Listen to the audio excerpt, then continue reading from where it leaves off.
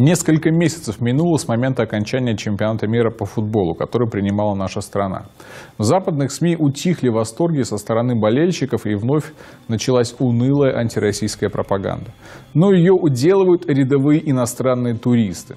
Пара британцев, Кэти и Робби, затеяли в Твиттере онлайн-репортаж со своего путешествия по Транссибирской магистрали из Москвы в Пекин. Кэти, правда, в силу британской образованности зовет наше железнодорожное чудо Трансмонгольской магистралью, но мы ей это простим. Интересны, конечно же, не познания рядовых европейцев в географических названиях, а то, как опубликованные ими фотографии и видео рвут в клочья как западные, так и отечественные либеральные мифы. Один миф, например, гласит, что нормальная еда только в Европе. Британка с этим категорически не согласна. Еда потрясающая. Она вся свежая и домашняя. Домашней едой, судя по всему, британцы называют все, что не фастфуд. Это наши люди, привыкшие к настоящей домашней еде, привычно поругивают РЖД за стряпню и цены. Но для британцев вагон-ресторан оказался гастрономическим раем. Там целая серия твитов с фотографиями еды и чая в фирменных стаканах с подстаканниками. Причем часто на контрасте с пейзажами за окном, чтобы подчеркнуть комфорт российского поезда.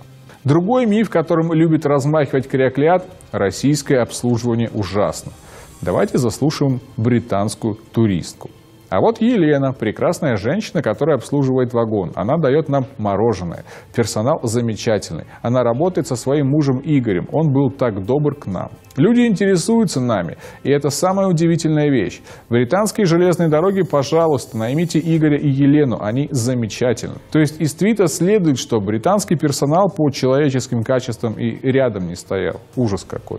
Злобные орки, населяющие Россию, и всячески угнетающие любящих пармезан эльфов, сумели понравиться интуристам.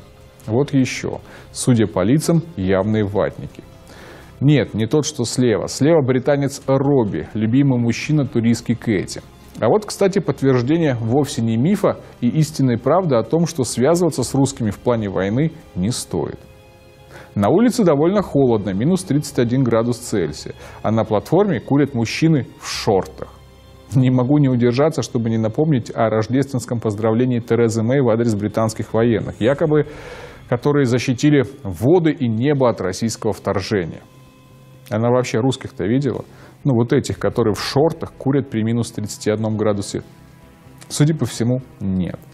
Может, хоть туристы Кэти и Робби ей расскажут, когда вернутся. И иногда вы видите дорогу или человека, и вы не можете в это поверить. Как они тут оказались? Так и оказались, Кэти. Точно так же, как завтра тысячи российских десантников могли бы оказаться в Лондоне, будь на то приказ. И никакая болтовня Мэй и никакая защита со стороны британских военных этому бы не помешала. Но наша страна очень миролюбивая, и это прекрасно знают правители Британии, хотя на словах утверждают противоположное.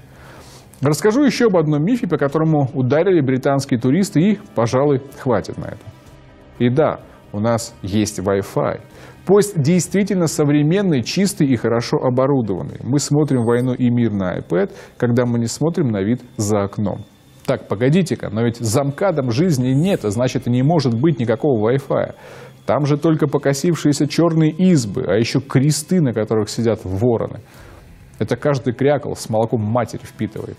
Ужасно, ужасно неожиданно узнать, что Россия очень поменялась с тех времен, представления о которых неустанно транслируют в уютных бложиках люди с хорошими лицами. И от кого узнать? От британцев, то есть носителей европейской цивилизации, которые, правда, не знают, как называется железная дорога, по которой они едут, но зато теперь уверены, Россия прекрасна. Однако, чтобы узнать это, надо прекратить читать лондонские газеты и слушать Терезу Мэй.